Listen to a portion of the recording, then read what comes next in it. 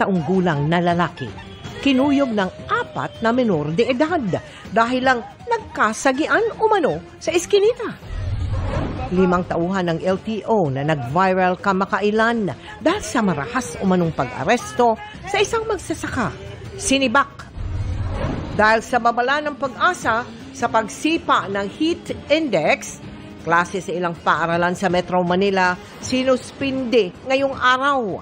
Pero pinakamataas na temperatura, pumalo ba sa dangerous level?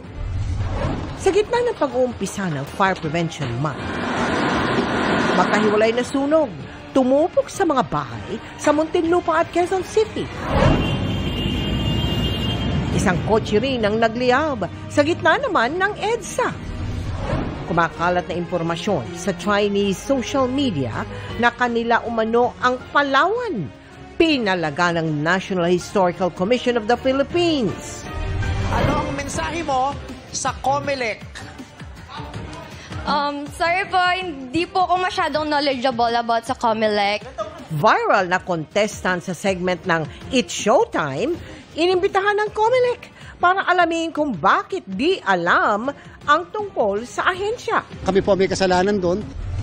At ang sweet and heartfelt birthday message ni Lolong Ruru Madrid sa kanyang girlfriend na si Bianca Umal.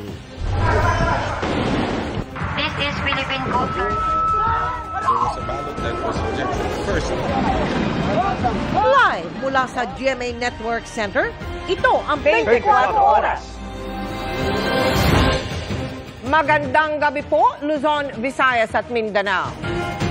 Sugatan matapos kuyugin ng 4 na menor de edad ang isang lalaking edad 21. Ang dahilan lang umano, nasagi niya ang isa sa mga kabataan sa eskinita.